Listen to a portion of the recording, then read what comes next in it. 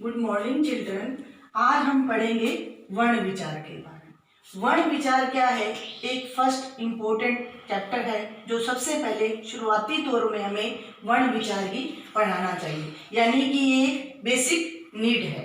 तो सबसे पहले हमें वर्ण विचार समझना चाहिए। तो वर्ण विचार क्या है? यानी जो मनुष्य के मुख से निकलती आवाज है उसको तो बोलते हैं अपनी ध्वनि।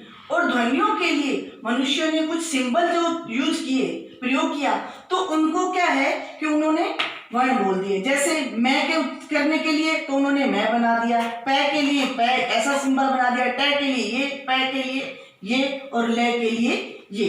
यानी जो मनुष्य के मुख से आवाज निकलती है उन ध्वनियों को लिखित रूप में जो प्रयोग किया गया उसे वर्ण बनाए गए। लेकिन वर्ण की परिभाषा क्या है? सबसे पहले हमें ये समझना है कि वर्ण वह छोटी से छोटी इकाई है जिसके टुकड़े नहीं किए जा सकते, अर्थात उसको विभाजित नहीं किया जा सकता है।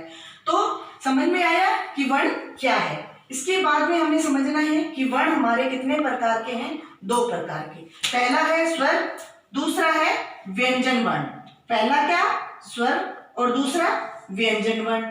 तो स्वर क्या है? स्वर जो है वह वर्ण जिनको उच्चारण करने में किसी भी प्रकार का व्यवधान अर्थात रुकावट नहीं होती है तो उसे बोलते हैं स्वर। तो स्वर हिंदी में होते हैं 11 और संस्कृत में होते हैं 13। तो हिंदी में 11 और संस्कृत में 13 स्वर माने गए हैं। तो पहले ए, ई, उ और री, ये जो है मूल स्वर माने गए हैं। और मूल स्वरों को ही अपने क्या कहते हैं? ऋस्व स्वर कहते हैं। मूल स्वर को क्या कहते हैं? ऋस्व स्वर। और बाकी जो शेष हैं क्या है?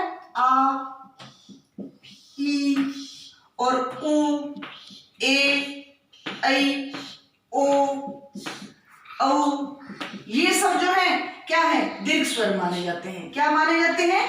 दीर्घ स्वर माने जाते हैं। तो कुल ये तो हुए कितने?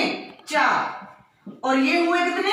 7। तो कुल टोटल हुए 11। तो ये हिंदी में तो हुए 10, ये 11, लेकिन एक हुआ 11 हुए। और लेकिन संस्कृत में क्या है? एन और ये ए, ये विसर्ग में माना जाता है और ये अनुस्वार में। तो इसके इन वर्णों को भी संस्कृत में माना जाता है। इसलिए हिंदी में तो हुए 11 स्वर, लेकिन संस्कृत में क्या हुए? 13 स्वर माने जाते हैं। लेकिन जो मूल स्वर हैं उन्हीं को ही ऋस्व स्वर कहा जाता है और जो बड़े हैं उनको कहते हैं दीर्घ स्वर। लेकिन सबसे बड़ी गलती बच्चे क्या करते हैं? अगर कोई पूछता है कि मात्राएं कितनी हैं, तो मात्राएं अगर पूछे तो होती हैं 10, लेकिन स्वर पूछे हिंदी में तो 11 और संस्कृत में पूछे तो 13।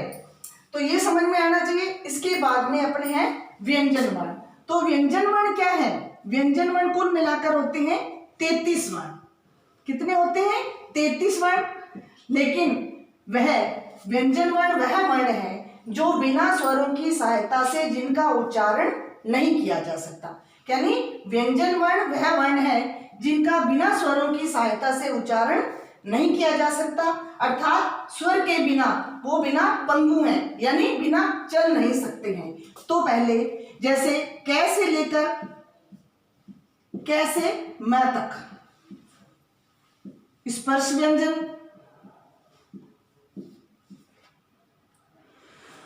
स्पर्श और अंत य, व, र और ल, ये 4 वर्ण जो है अंतस्थ वर्ण माने गए हैं। क्या है ये? अंतस्थ वर्ण। और श, स और ह, ये चारों वर्ण जो है क्या माने जाते हैं? ऊष्म वर्ण। चारों वर्ण क्या माने जाते हैं? ऊष्म वर्ण। यानी ये कुल 4 हुए ये और 4 हुए ये और 25 हो गए ये। तो कुल मिलाकर क्या हुए? 33 वर्ण हो गए। कुल मिलाकर क्या हुए? 33।